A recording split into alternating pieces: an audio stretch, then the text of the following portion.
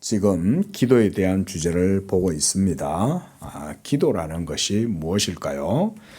여러분, 우리가 기본적으로 기도다 이러면 우리가 하나님께 원하는 것을 구하는 것, 기본적으로 이렇게 알고 있겠지만, 그러면 우리가 진정으로 필요하고 진정으로 하나님께 구해야 할 것이 무엇인가?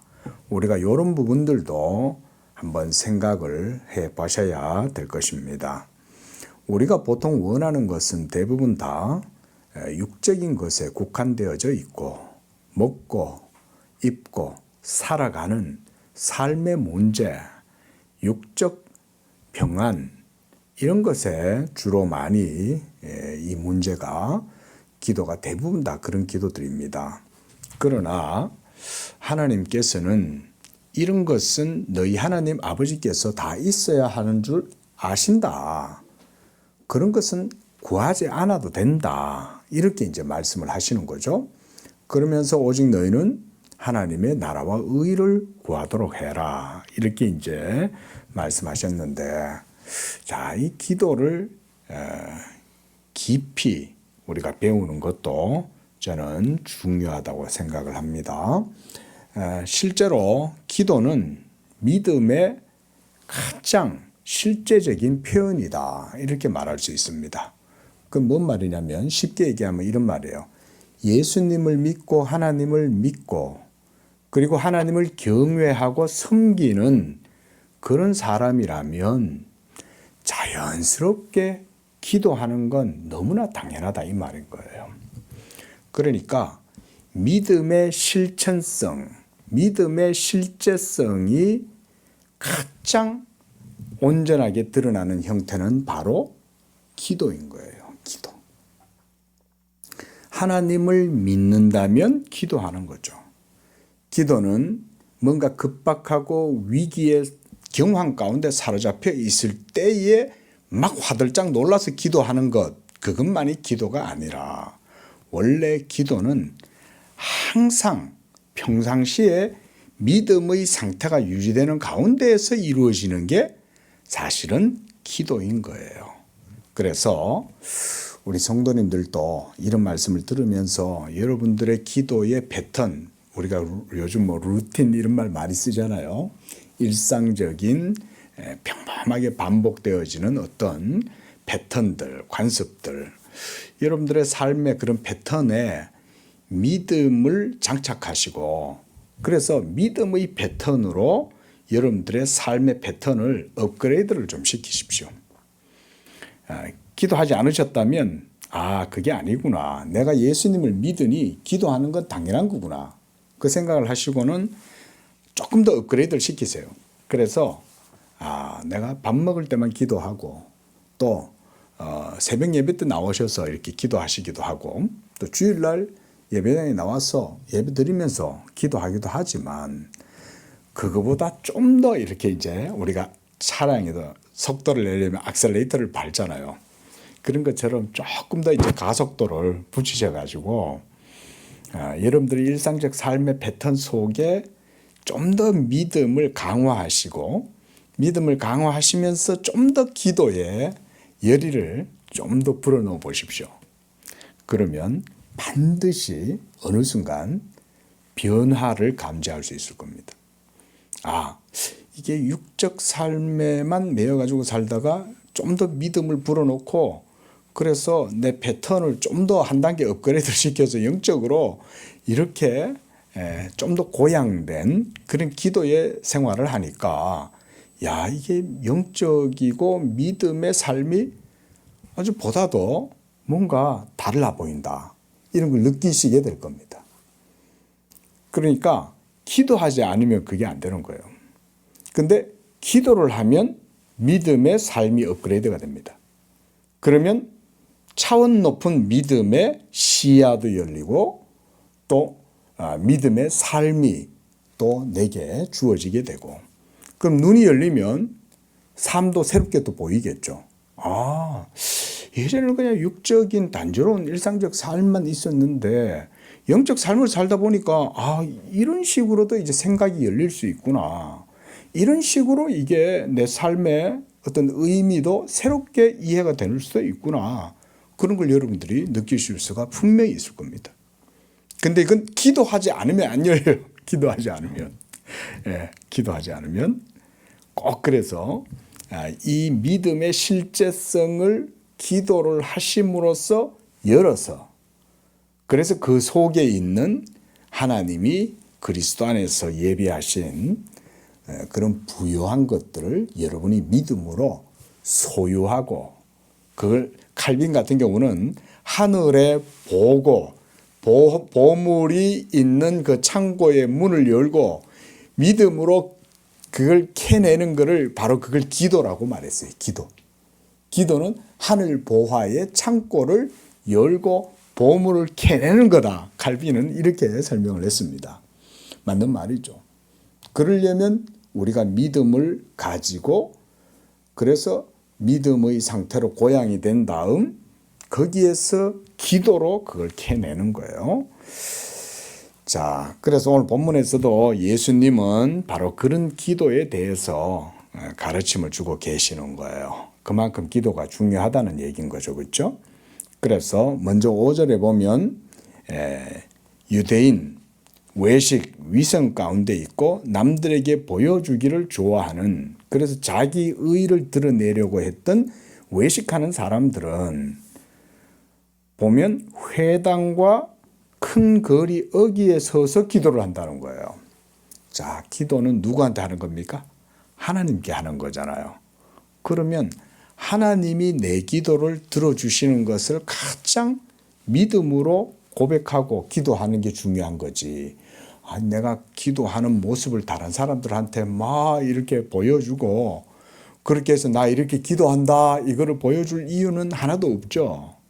그런데 유대인들은 보여주기식 기도를 한다는 거예요. 그걸 보여줌으로써 그들은 이미 자기들의 행위로 말미암는 상을 받은 거죠. 그러니까 사람들은 벌써 그가 기도하니까 야, 저 사람은 참 경건하게 기도를 하는구나 이러면서 예를 들어서 칭찬을 하고 또는 존경을 한다면 벌써 그 사람은 자기 상을 그걸로 받은 거죠.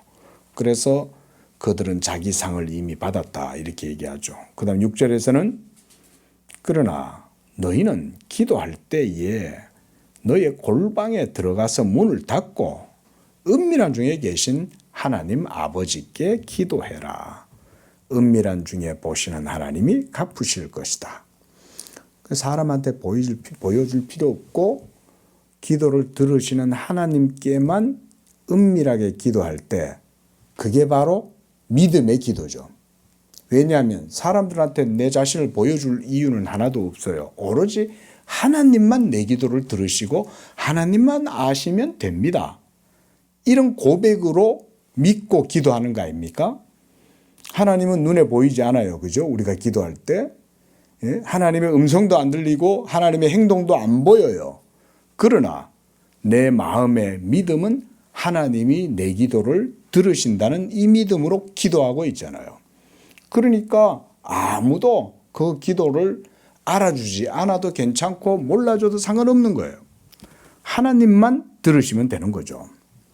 또 기도할 때의 자세가 7절에 나옵니다. 이방인같이 중언부언하지 말라는 말은 한마디로 쓸데없는 말 하지 말라는 거예요. 하나님께.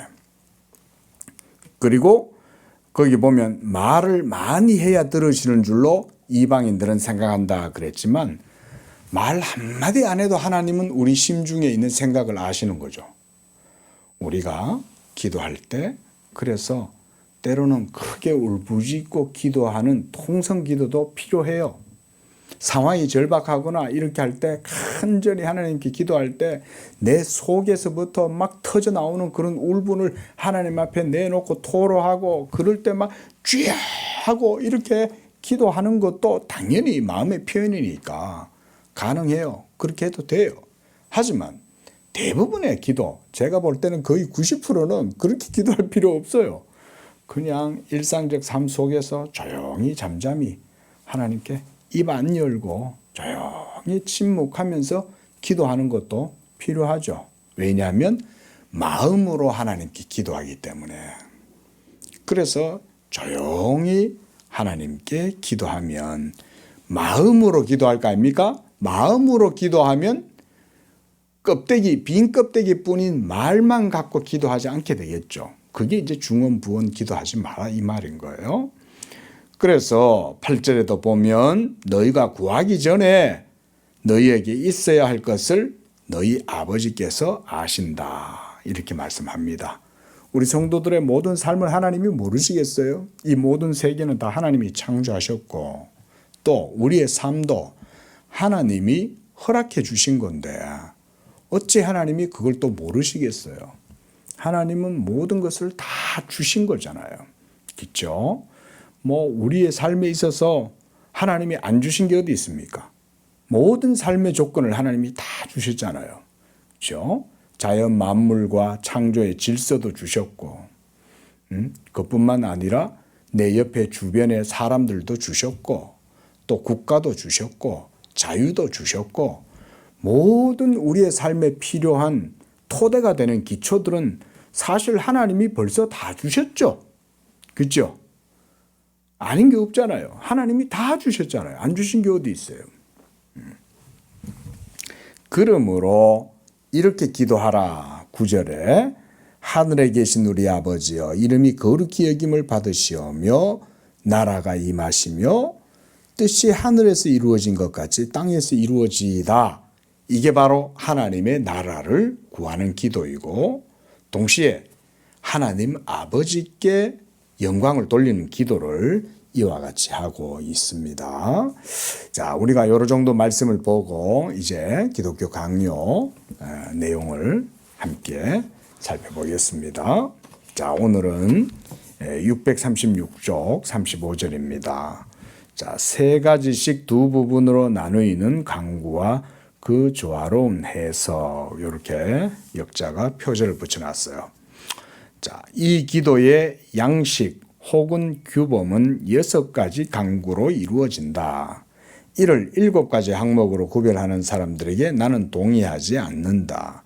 복음서 기자가 반의 접속사 다만을 사용하여 하나로 연결하고자 한 부분을 굳이 둘로 나눌 필요가 없기 때문이다.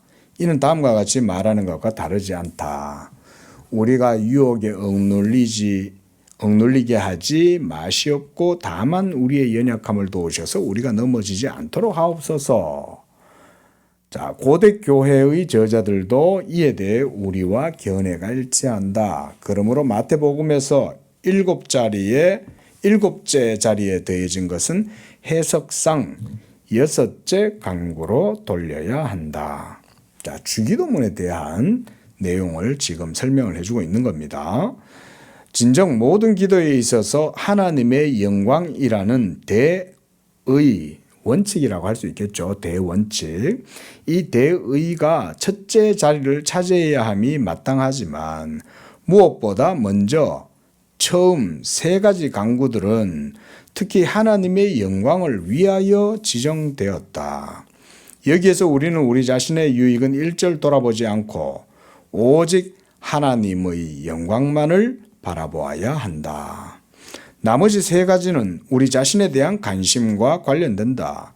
이것들이 맡겨진 것은 우리가 우리 자신의 소용에 닿는 것을 특별히 간청하도록 하기 위함이었다. 생각건대 하나님의 이름이 거룩히 여김을 받도록 우리가 기도할 때 하나님은 우리가 자기를 아무 대가도 바라지 않고 사랑하고 예배하는지 혹은 상급에 대한 소망을 가지고 그렇게 하는지 시험하고자 원하시므로 우리는 우리 자신의 유익을 위한 어떤 것도 생각해서는 안 되며 눈을 집중하여 오직 한 가지 그의 영광만을 마음에 두고 응시해야 한다. 그리고 이러한 종류에 속한 나머지 기도들에 대해서도 우리는 동일한 마음을 지녀야 함이 마땅하다. 자, 기본적으로 지금 칼빈이 여기에서 대의다, 대원칙이다 이런 표현을 했는데 기도의 가장 중심에는 우리 자신의 것을 구하는 게 아니라 하나님께 속한 것만을 구하기를 힘써야 된다는 거죠. 그렇죠? 이게 이제 포인트예요. 계속 읽어봅시다. 그리고 실로 이것 자체가 우리에게 큰 유익을 낳는다. 즉 하나님께만 영광을 돌리고 하나님께 속한 하나님 나라의 것만 구하면 그게 결과적으로는 우리에게 유익이 된다 이 말이잖아요. 우리는 보통 내 것을 구해야 내가 뭔가 유익을 얻고 나한테 뭔가 좋은 일이 생길 것처럼 생각이 들겠지만 영적인 나라와 법칙은 그런 게 아니죠. 하나님의 나라와 의를 구하면 그리하면 이 모든 것을 너희에게 더해 주시리라 그랬잖아요. 그럼 결과적으로 우리한테도 좋은 거죠. 그러니까 지금 칼빈이 여기서 얘기하고 있는 건 이런 말인 거죠. 인간의 진정한 삶에 추구해야 할 목적, 본분, 의무 이런 것들은 인간 자기 자신을 위한 것이 되어서는 안 되고 창조주 하나님, 우리를 지으신 그 하나님께만 영광을 돌리면 그게 우리에게 그대로 유익이 된다. 이런 말인 거잖아요. 그렇죠? 그래서 우리에게 큰 유익을 낳는다. 이렇게 얘기하는 겁니다. 왜냐하면 우리가 이와 같이 그의 이름이 거룩히 여김을 받도록 기도할 때 또한 우리에게는 성화가 일어나기 때문이다. 성화. 좀 더 달리 표현해 보면 육적인 상태에서 영적인 상태로 좀 더 고양된다 이런 말이죠. 제가 설교 서두에도 말씀을 드렸듯이 믿음으로 우리의 일상적 루틴을 벗어나서 고양된 상태로 업그레이드가 되면 그러면 그게 이제 사실상 성화의 상태가 되는 거죠. 그러면 성화의 상태가 되면 이전에 누렸던 영적 삶의 유익들보다 더 큰 영적 삶의 지평을 내가 이제 누리게 되는 거죠. 이전에 경험하지 못했던 영적인 그런 의미와 가치들을 그때서야 또 열리게 되는 거죠. 실제로 교회 안에서 많은 성도들이 삶을 통해서 영적 삶 속에서 그런 것들을 많이 체험합니다. 실제로. 어린아이 때는 어린아이의 믿음으로 그저 그렇게 신앙생활을 했는데 보니까 오히려 어느 날 하나님의 은혜 가운데 깊이 들어가게 되고 내 자신이 점점점 하나님 앞에 낮아지고 깨어지고 그래서 영적으로 믿음의 눈을 열고 더 깊이 들어가 보니까 그 안에 이전에 누리지 못했던 더 큰 기쁨들이 있고 더 놀라운 것들이 있더라는 거예요. 우리가 그런 게 있잖아요. 아이 때는 아이 것을 좋아하지만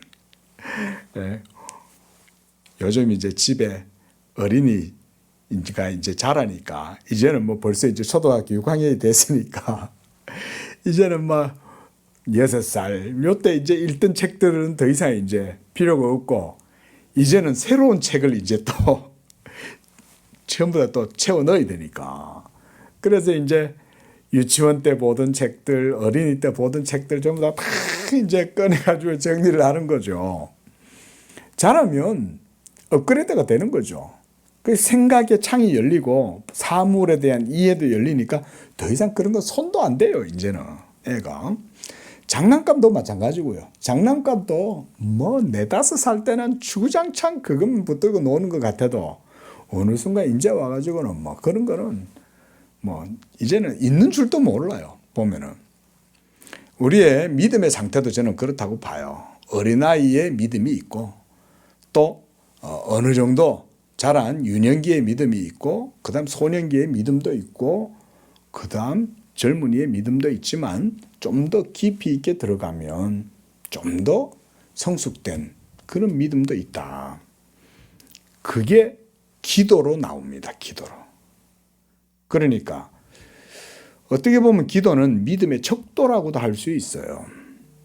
그래서 이게 기도를 얼마만큼 깊이 있게 하고 기도를 통해서 믿음의 실제성을 얼마나 경험하느냐에 따라서 그 사람의 믿음의 척도가 거기에서 나타난다. 우리가 이렇게도 말씀드릴 수가 있는 거죠. 자, 그러나 우리는 이런 유익에 대해 이른바 눈을 감고 어떻게 보면 눈이 멀어 그것을 보지 못하게 될 지경이 되어 사적으로는 아무런 취할 것이 없게 된다 하더라도 우리의 성화와 하나님의 영광에 속한 다른 것들을 기원하고 기도하는 가운데 강구하는 것을 중단하지 않을 것이다. 모세와 바울의 예를 통해 보듯이 그들은 마음과 눈을 돌려 자기들을 멀리하고 자기들에게 손해가 됨에도 불구하고 하나님의 영광과 나라를 증진시키기 위하여 강력하고 불타오르는 열정 가운데 자기들의 파멸을 간청한다. 이렇게까지 기도를 한다는 거죠. 자, 여러분, 하나님께서 여러분들의 믿음의 고백을 받으신다면 어느 정도까지의 고백의 상태를 하나님이 받으실까요? 저는 여기서 믿음의 실제성과 실천성이 드러난다고 봅니다. 우리는 그래서 저는 요즘 묵상하는 게 성경대로 말하고 성경대로 생각하고 성경대로 행동하는 것. 이게 우리의 삶의 실천적이고 윤리적인 그런 내용이 되어야 된다고 봅니다. 믿음이 온전할수록 성경대로 생각하고 성경대로 말하고 성경대로 행동하게 됩니다. 그러면 사실상 그 사람은 하나님의 영광에 포커스가 맞춰져 있는 거예요. 자기를 위해서 살지 않는 거예요. 그러다 보면 그걸 통해서 그 사람의 영적 삶은 더 풍성해지는 거예요. 그렇게 살아가면. 그러면 똑같은 동시대와 똑같은 시공간 속에서 삶을 살아도 삶의 영역은 완전히 다른 거죠. 이 사람은 하나님 나라에 속한 삶을 사는 것이요. 저 사람은 육적 삶에 속한 삶을 그냥 사는 거예요. 동시대를 살아가도 전혀 다른 세상을 살아가고 있는 거예요. 바로 이런 것이 하나님의 나라와 영광을 위하여 살아가는 성도의 삶이다.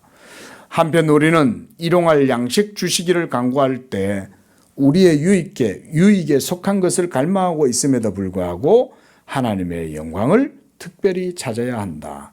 그래서 예수님도 오늘날 우리에게 일용할 양식을 주시옵고 이렇게 이제 기도하라고 그러셨잖아요.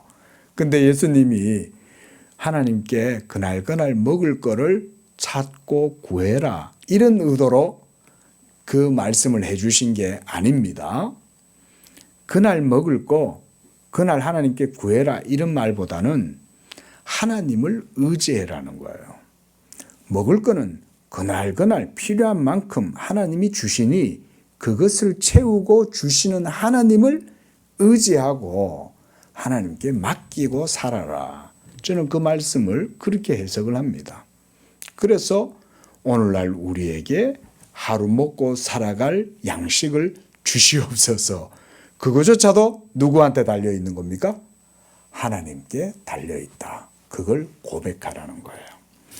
자, 그래서 주기도문 가장 첫 번째 이제 36절입니다. 그래서 이제 우리는 기도를 해석하는 대로 나아가자 그랬습니다. 자, 637쪽 36절입니다.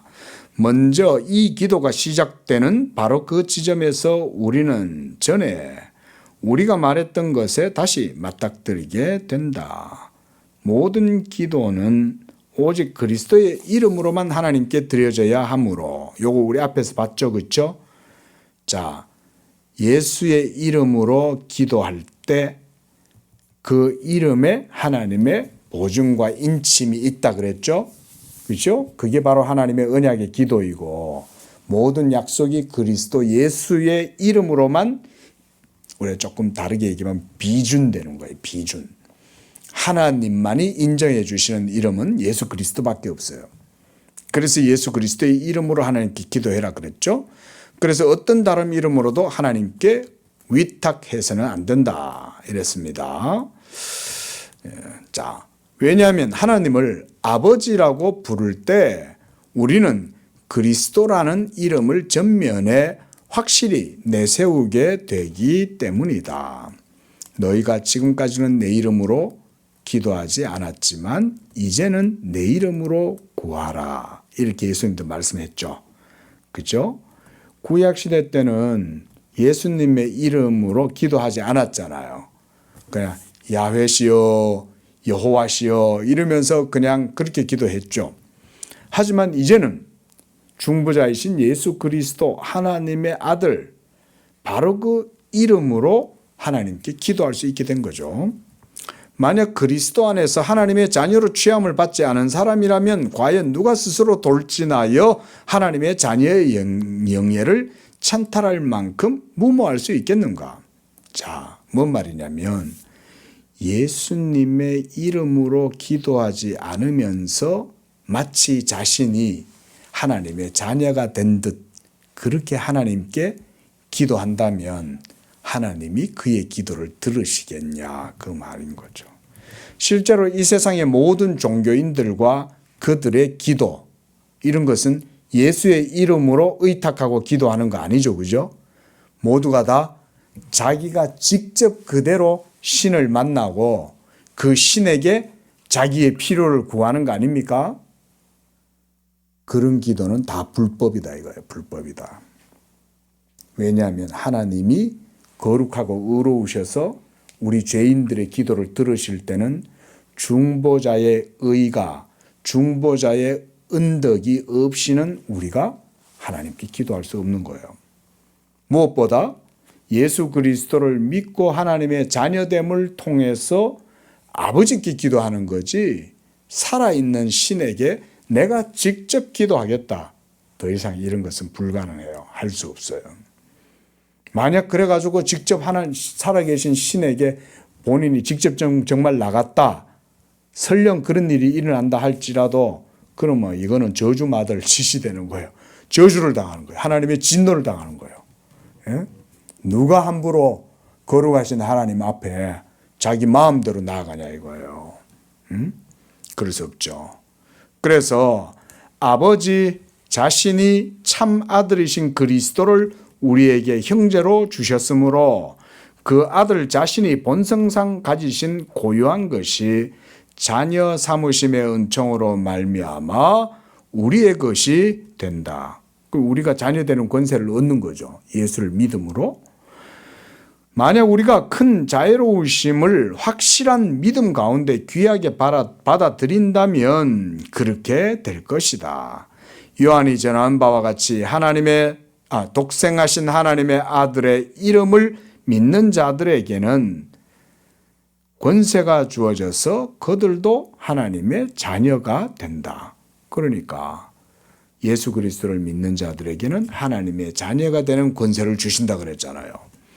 그 믿음 가운데에 우리가 하나님의 자녀가 되므로 예수 이름으로 기도하면 하나님이 우리의 아버지로서 기도를 들으시게 되는 거죠. 그러면 하나님은 아버지로서 우리에게 또한 자녀니까 자녀에게 응답해 주시고 복을 주신다 이 말인 거예요. 지금 칼빈이 그냥 쭉 기도를 감상적으로 설명하는 게 아니죠. 신학적으로 딱 설명하고 있는 거예요. 자, 그다음 문단. 이름으로 하나님은 자기를 우리 아버지라고 부르시고 우리가 자기를 그렇게 칭하도록 하신다. 그는 자기 이름의 그 감미로운 달콤함을 모두 사용하셔서 우리를 의혹으로부터 구출해 내신다. 왜냐하면 아버지 안에서가 아니면 그 어디서도 사랑의 정서가 이보다 더 많이 발견될 수 없기 때문이다. 그러므로 우리를 향한 그의 무한한 사랑을 입증하는 데 있어서 우리가 하나님의 자녀라고 불린다는 사실보다 더 확실한 증거는 어디에도 있을 수 없다. 그러나 그가 선하심과 자비하심에 있어서 모든 사람을 능가하시듯 우리를 향한 그의 사랑은 우리 부모의 모든 사랑보다 훨씬 더 크고 뛰어나다. 이 땅에 그 많은 아버지들의 부성애를 망각하고 자녀들을 유기하는 일이 있을지라도 하나님은 그 사랑을 언제나 거침없이 다하신다. 왜냐하면 그는 자기 자신을 부인하실 수 없기 때문이다. 그는 우리에게 다음과 같이 약속하신다. 자, 우리 함께 읽어보겠습니다. 시작. 너희가 악한 자라도 좋은 것으로 자식에게 줄 줄 알거든 하물며 하늘에 계신 너희 아버지께서 더 많이 주시지 않겠느냐. 선한 선지자도 유사하게 다음과 같이 전한다. 여인이 어찌 자식을 잊겠으며 혹시 잊을지라도 나는 너를 잊지 아니할 것이다. 할렐루야. 참 하나님은 이런 분이에요. 믿으시기 바랍니다. 하나님은 우리를 이렇게 아시고 우리를 이렇게 대해 주시는 거예요. 지금도. 여러분이 기도를 유창하게 한다고 해서 하나님이 더 잘 들어주시고 이런 거 아닙니다. 그저 연약함 가운데에서도 예수의 이름을 어린아이와 같이 믿고 기도도 유창하게 못해도 돼요. 형식이 없어도 돼요. 그저 마음속에 하나님 아버지 하면서 어린아이가 아버지의 사랑과 그 은혜를 의지하듯이 탁 붙들고 나가면 그게 바로 여기 칼빈이 얘기하는 하나님의 자비를 붙드는 거예요. 아니 우리 자녀가 우리 성도들의 자녀들이 여러분들을 대할 때 막 이렇게 어른인 척하고 이러면서 막 아버지, 아버님 이러면서 대하면 야, 너 왜 그러냐 이럴 거 아니에요. 그렇죠? 나도 우리 건우가 맨날 아빠 하다가 아버지 어떨 때도 이래요. 그럼 내가 약간 좀 어색해요. 야, 이놈이 뭐 맨날 아빠 그러다가 아버지 이러면 지도 좀 어색한지 약간 좀 시 웃으면서 아버지 이래요. 응? 아빠가 더 편하죠. 그래 따지면 그렇죠. 자, 우리가 하나님 아버지를 그렇게 생각하면 된다 이거죠. 이제 번역하신 분이 부성애다 이런 말을 많이 쓰시는데 하나님 아버지 되심의 그 사랑을 얘기하는 거죠. 부성적 사랑.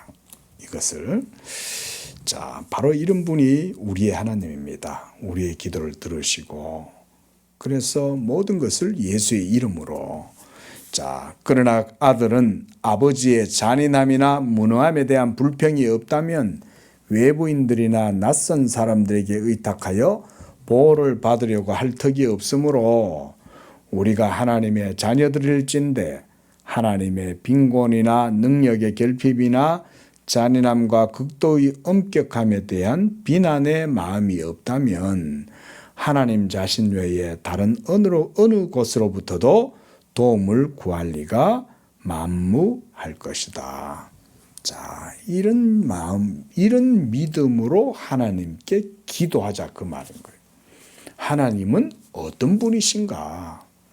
그야말로 그분은 천지 만물의 창조주이실 뿐 아니라 지금도 그분의 왕되심으로 만물을 주관하고 계시고 섭리를 행하고 계시고 그런 분에게 우리가 기도한다면 그가 우리에게 응답하시지 못할 일이 뭐가 있느냐. 이런 믿음의 고백으로 기도하라는 거죠. 또 오늘 본문에서 우리가 얻은 교훈은 기도는 기본적으로 하나님께 영광을 돌리기 위해서 하는 거다. 예? 우리가 꼭 이것을 마음에 담으시길 바랍니다. 항상 어느 때고 밥 먹을 때 기도하든 새벽 기도 때 기도하시든 아니면 여러분들이 침소에 들기 전에 기도하시든 어느에서든 사적이든 공적이든 기도하실 때는 무조건 먼저 마음을 쑥 올려서 하나님께 드리세요. 이 기도하는 법입니다. 이런 게 이제 프랙티컬한 문제죠. 실제적인. 대표 기도를 하신다 하더라도 성도들한테 들리도록 기도하는 게 중요한 게 아니라 하늘에 계신 하나님이 우리의 기도를 들으신다. 내 기도를 들으신다. 그런 마음으로 내 마음을 하나님께 먼저 올려드리는 거예요. 이렇게 하나님 이제 기도합니다. 이러면서 내 마음의 눈을 높이 들어 하늘을 바라보면서 기도하는 거예요. 그러면 그 하나님께 내 마음이 들어 올려서 믿음으로 기도하는 이런 마음으로 기도해야 된다.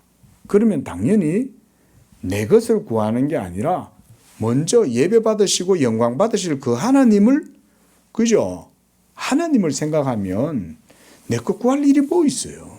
이미 하나님이 다 모든 것들을 다 주시는데 바로 그런 마음으로 믿음의 고백이 기도가 되게 하자. 예? 믿음의 고백이 기도가 되도록. 그걸 하나님이 기뻐하시는 기도라고 그러는 거예요. 바로 기도란 그런 것입니다. 기도하겠습니다. 거룩하시고 자비로우신 하나님, 감사 찬양과 영광을 드립니다. 우리의 기도를 들으시고 받으시기에 즐거워하시는 하나님은 오직 우리가 믿음으로 하나님께 영광 돌리기를 원하고 믿음의 고백을 통해서 온전히 하나님께만 기도하기를 원하시는 줄로 믿습니다.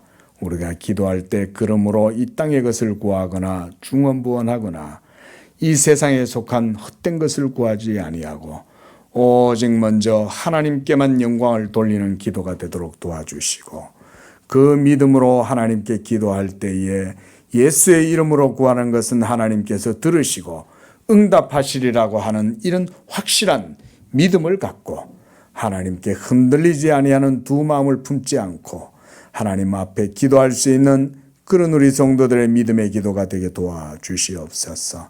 무엇보다 하늘 아버지께서는 친히 우리의 아빠 아버지가 되어 주심으로 우리가 자녀됨으로 말미암아 이 믿음의 담대함을 갖고 온전히 하나님을 의지하여 하나님께 기도하게 하시고 그 믿음으로 고양된 상태로 기도할 때 우리가 더 큰 영적 세계를 경험하고 하늘의 보화를 누릴 수 있도록 축복하여 주시옵소서. 거룩하신 예수님의 이름으로 기도합니다. 아멘.